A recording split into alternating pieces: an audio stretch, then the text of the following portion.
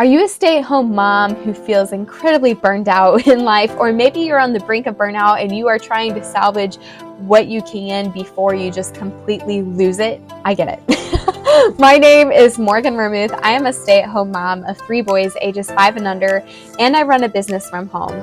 On top of that, we do homeschooling, well, preschool for now. My kids are pretty young still. And my husband also works from home. So we do a lot from home, and it's very easy for me to slip into a state of feeling like I'm on the brink of burnout. So I want to share with you some top tips of what has helped me on this front, what has helped me to find myself when I feel like I've completely emptied myself of everything, and how do you get it back? How do you keep yourself from getting in that place to begin with? I'm going to share that with you right here, right now, so stay tuned. If you like what I have to share in this episode today, I want to personally invite you over to my Facebook group for moms. It's called Moms of Momentum, and there we focus on health and wellness, not only physically, but also mentally, because I'm a firm believer that if you can feel your very best, then you can live your very best life and live up to your fullest potential for God. He has a plan for your life, and I want to help you feel your best so that you can perform and do all the things that He has called you to do as a wife, as a mom, and beyond that, as a woman. So if that sounds good to you, click on the link below. You can request to join the group, and I will approve you shortly after, and we can get you started on living your very best life and being the best version of you. Okay, without further ado, let's go ahead and dive into this messy topic of feeling burned out as a mom. Okay, so as a Christian, I'm just going to get straight to the point here. You need to spend time with God. Now, as a mom, that sometimes doesn't feel very possible, especially if you have really young children, a newborn maybe, or a toddler. They are very demanding at times, and so it can feel like you may not have time to spend with the Lord. The good news is that God has called you to be a mom, if you are a mom, and He already knows what your time looks like, what your schedule looks like. And He's not up there in heaven just saying, oh, I can't believe she did not spend an hour with me this morning. She's going to have a bad day now. Like, that's not the God that we serve. He knows that you're limited. And what maybe took an hour as a single young lady spending time with the Lord, or even as a married woman spending time with God before you had kids, God can do in 10 minutes. As a mom. Like, there are just so many things that I have seen in my life that took way longer before I had kids, but now as a mom, it's like God just gets straight to the point and He speaks straight to me when I make the time for Him. I promise you, if you take steps towards Him, He will take steps towards you, and you can definitely be refilled by time with Him. And that's going to be the number one priority in helping you get out of burnout, or to prevent burnout, is spending time with the one who can truly fill your soul. He created the need within your heart for Him, and if you try to fill that void with anything else, you will not be satisfied. So spend time with Jesus, even if it's only a few minutes, and watch your life change. Spend time in His Word. And maybe you can't physically read. Maybe you have a hard time focusing on reading. Listen to your audio Bible, but get His Word in you, because when you have His Word in your heart, then you can start, like, you're hearing from Him. I mean, that's His way of speaking to you. Of course, He might speak to you while you're praying as well. He might minister to you through a song, but there's nothing like spending time in the Word.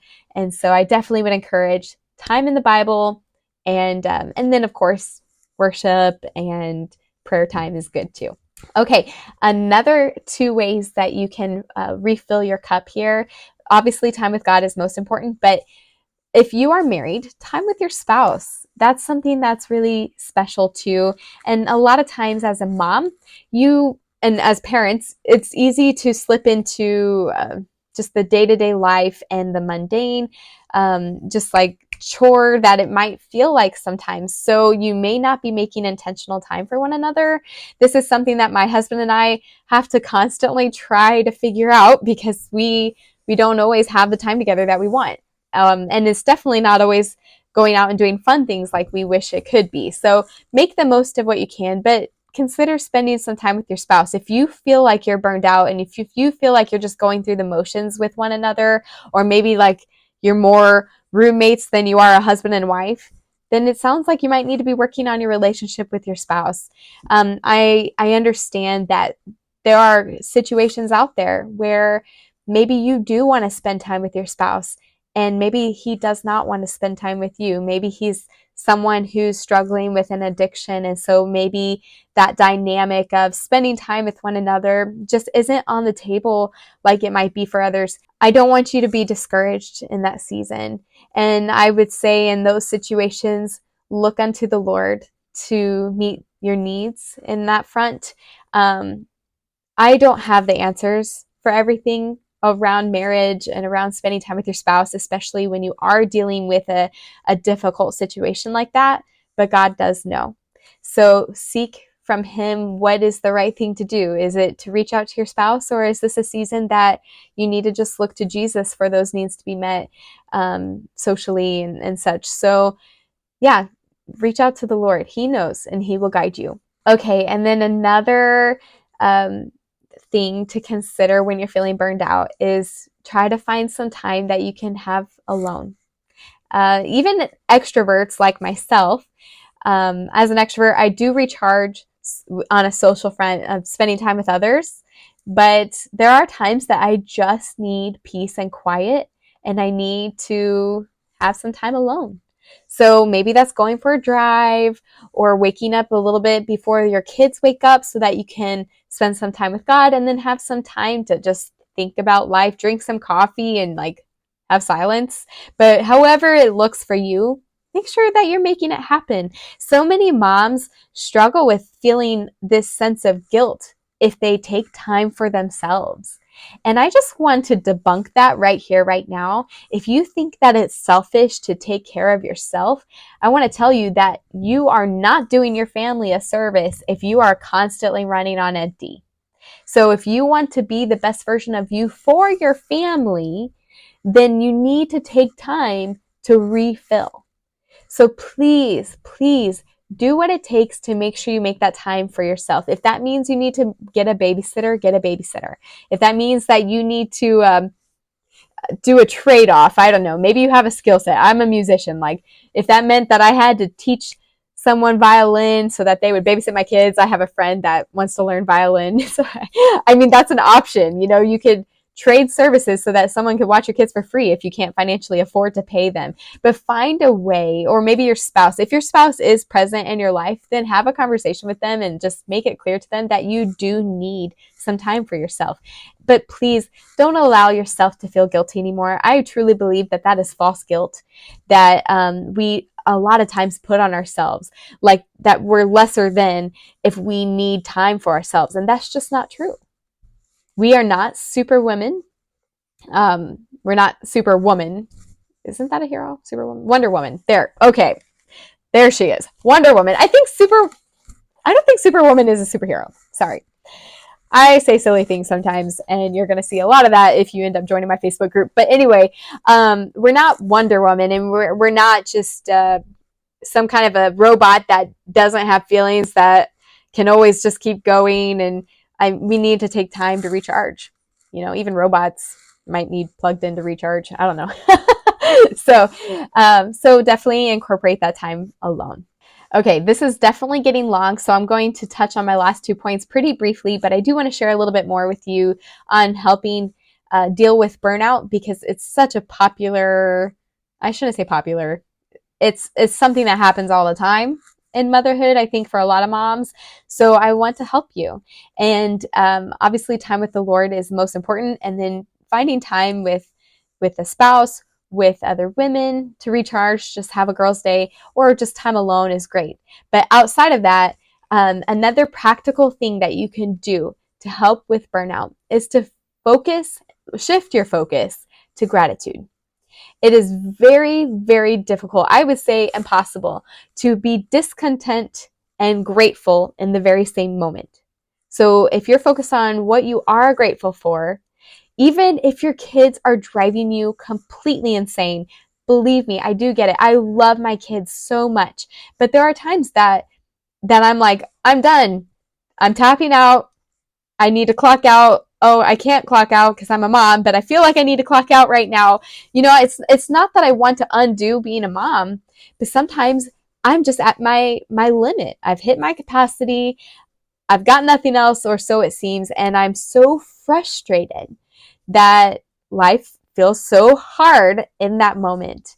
And it's in those moments that God has really convicted me and reminded me, His Holy Spirit has reminded me to focus on what I am grateful for. I've heard it said, what if you woke up tomorrow with only the things that you thanked God for today? What would you wake up with tomorrow? So focus on being grateful, even if it takes a hot second for you to muster up something that you're grateful for. Do it, because the more you focus on gratitude, the easier it will be to find things that you're grateful for. And that's really going to shift your mindset. And then my final tip for you on helping with burnout, and I find this to be true for me personally, is make sure, and this is a practical physical health tip, make sure that you are getting the right amount of sleep that you need. Because a lot of times a really bad day can stem from a really bad night the night before. And I've heard it said, sleep resets you. There was an old song. I can't remember the lyrics, so I don't know why I even brought it up. But it's like you can start over and start anew the next day just when you can sleep. Have you ever had a really bad day and you're just like, man, I'm just ready for it to end right now. Can I just go to bed right now? And it's only like 3:00 in the afternoon. And so you know that you can't actually start your day over that early. But yeah, it's because we know that going to sleep is going to help us feel more rested the next day and feel like we've gotten a fresh start. It's a do-over, essentially. We can't actually start over that day, but you can start over that moment with being grateful. And then when it comes time for bedtime, go ahead and go to sleep.